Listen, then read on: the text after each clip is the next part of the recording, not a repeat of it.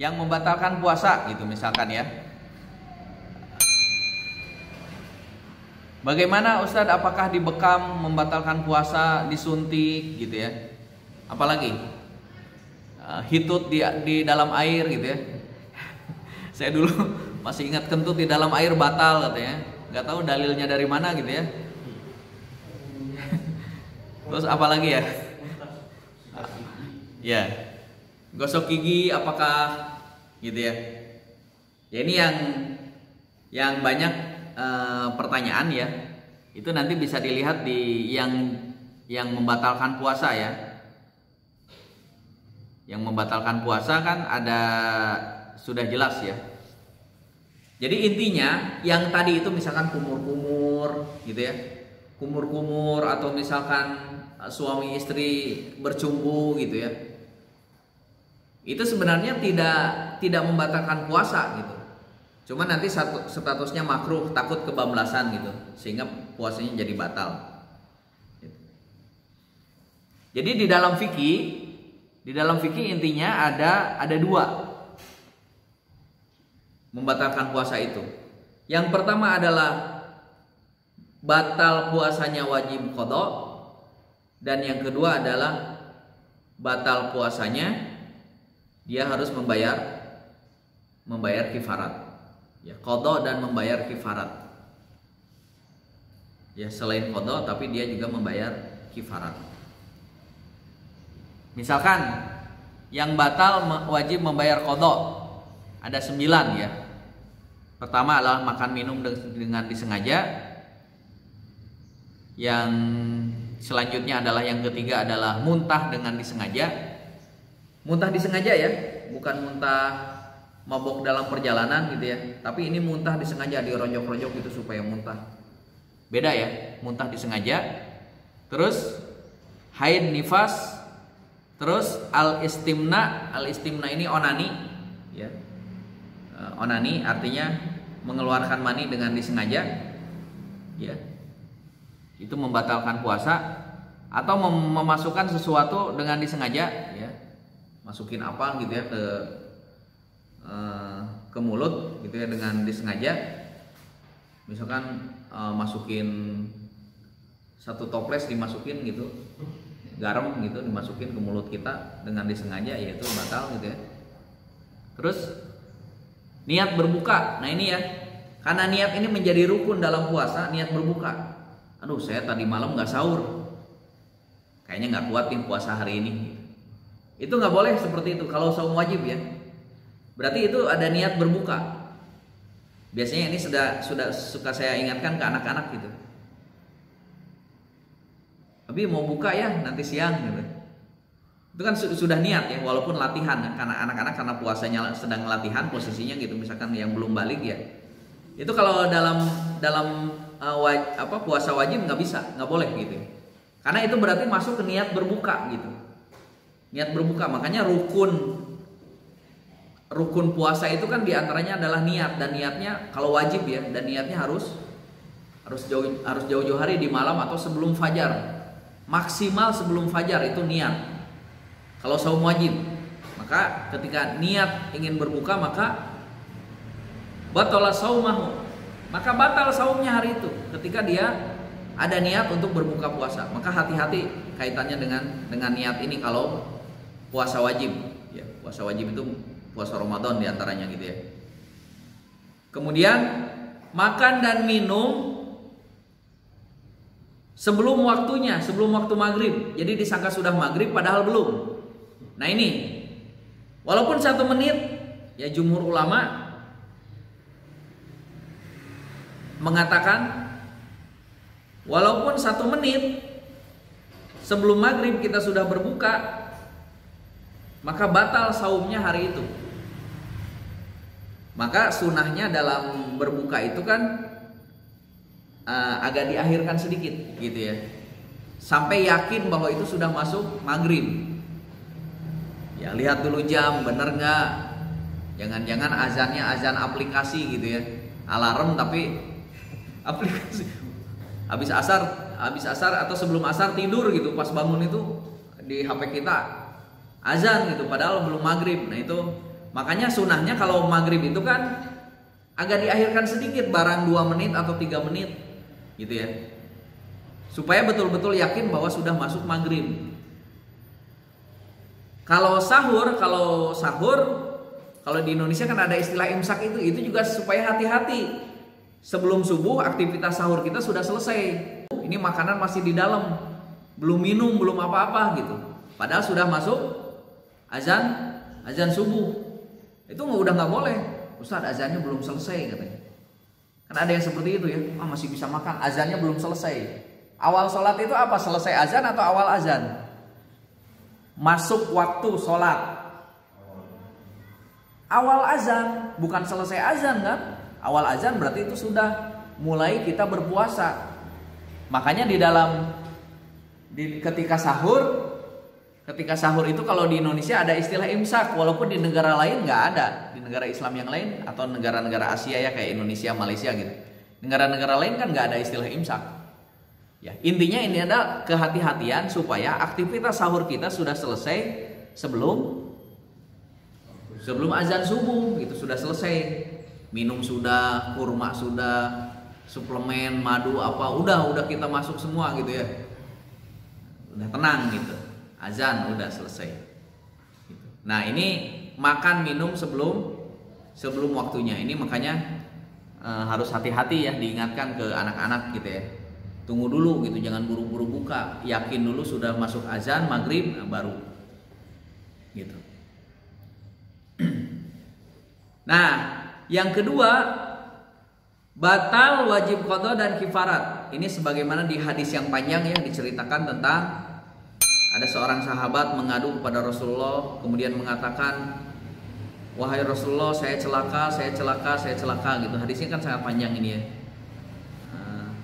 Terus Rasulullah bertanya, apa yang membuat kamu mengatakan celaka? Saya intinya tadi ya berhubungan suami istri di siang hari di bulan Ramadan. Kemudian barulah Rasulullah menyampaikan urutan kifaratnya.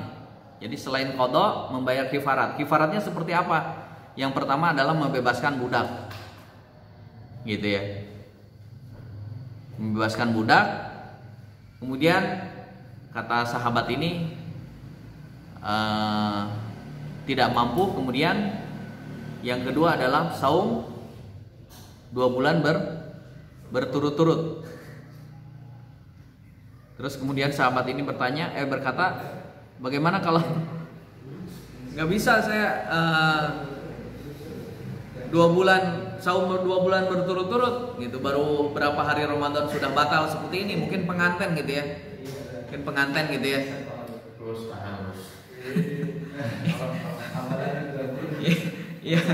ya tadi bercumbu berlebihan akhirnya kebablasan gitu ya. Nah itu sehingga makruh ya di dalam emang sesuatu yang boleh itu, tetapi ketika berlebihan menjadi kebablasan, akhirnya jadi batal dan harus membayar kafarat. Kemudian sahabat ini berkata lagi, nggak mampu, harus 2 bulan berturut-turut saum. Ini baru Ramadan hari keberapa aja saya sudah batal. Kemudian Rasulullah mengatakan memberi makanan 60 sitina miskina. Ya, memberi makanan 60 orang fakir miskin. Kemudian sahabat ini berkata, saya tidak sanggup wahai Rasulullah. Gitu. Di kampung saya ya saya yang paling miskin gitu. Kemudian Rasulullah tersenyum. Kemudian Rasulullah membawa kurma ya. Mungkin kayak semacam satu wadah besar kurma gitu ya. Kemudian diberikan kepada sahabat ini, tasaddaq bihada gitu. Silahkan kamu sedekah dengan ini, maksudnya kurma tersebut gitu ya. Sampai Rasulullah tersenyum. Di sini kelihatan gigi gerahamnya, berarti kan tersenyumnya lebar gitu sampai kelihatan giginya. Idhab fat'amhu ahlaka maka pergilah, maka ini silakan buat kamu dan keluarga dan masyarakat sekitar. Nah ini urutan ketika tadi ya, dia qada terus sekaligus harus membayar kifarat. Ya. Nah, terus kaitannya ini terakhir ya. Terus bagaimana terkait qada Ramadan? Qada saum wajib Ramadan. Tidak harus segera dan tidak harus berturut-turut. Gitu. Tidak harus segera dan tidak harus berturut-turut. Walaupun Imam Syafi'i, di sini lagi-lagi Imam Syafi'i, emang kalau Imam Syafi'i itu saya lihat ya, pembahasannya detail ya. Walaupun secara umum qada itu tidak harus segera, tidak harus berturut-turut. Itu secara umum kaidah qada. Punya hutang misalkan tadi dalam perjalanan kita membatalkan, walaupun kita kuat sebenarnya cuman kita batalkan karena kita ngambil pendapatnya Imam Ahmad misalkan. Berarti kita harus bayar qada, wajib qada. Jadi qada ini termasuk puasa wajib, ya hutang karena kan. Nah, walaupun tidak harus segera dan tidak harus berturut-turut, tetapi Imam Syafi'i memberikan catatan. Kalau penyebab dia melalaikan, ahangke ahli lakene, tiba-tiba besok udah mau Ramadan lagi, sementara kita masih punya hutang Ramadan yang tahun kemarin. Kalau penyebabnya karena ditunda-tunda, karena melalaikan, bukan karena uzur-uzur syar'i yang lainnya, maka Imam Syafi'i memberikan catatan, dia selain membayar qada, dia juga harus membayar fidyah.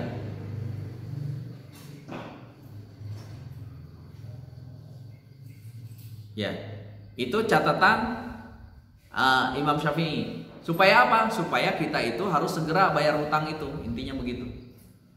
Itu jangan sampai kita punya hutang menunda-nunda, padahal kita sudah mampu membayarnya gitu.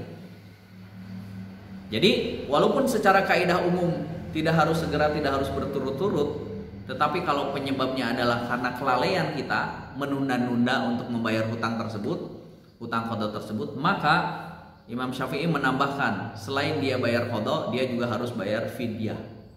Misalkan hutangnya 2 hari, dia qada juga, dia harus bayar fidyah juga 2 hari. Terus bagaimana yang meninggal? Misalkan orang tua kita, ibu kita, bapak kita, atau saudara kita meninggal dan dia masih punya hutang puasa, belum sempat dibayar qadanya. Bagaimana kita keluarga yang ditinggalkan? Maka itu tetap statusnya menjadi hutang dan kita keluarga yang ditinggalkan harus membayar hutang tersebut. Cara membayarnya ada 2. Yang pertama adalah dengan puasa, ya. Kita puasa untuk mengqada hutang orang tua kita yang sudah meninggal.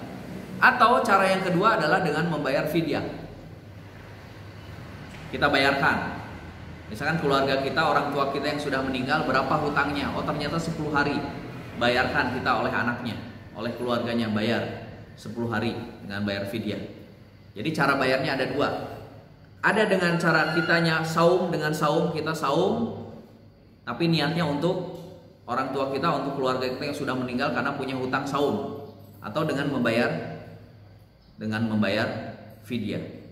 Man mata wa alaihi siyam soma anhu waliyuhu. Ya, barang siapa yang meninggal dan dia punya hutang saum, maka ahli warisnya yang harus membayar hutangnya tersebut dengan saum atau dengan membayar fidyah. Ya. Nah, ini saya kira pembahasan terkait dengan kajian kita tentang fikih saum. Ini sekilas-sekilas saja ya, tidak detail. Jadi beberapa hal yang memang ini menjadi sering kita dapatkan di tengah masyarakat. Demikian, maka kalau ada yang mau ditanyakan. Assalamualaikum warahmatullahi wabarakatuh.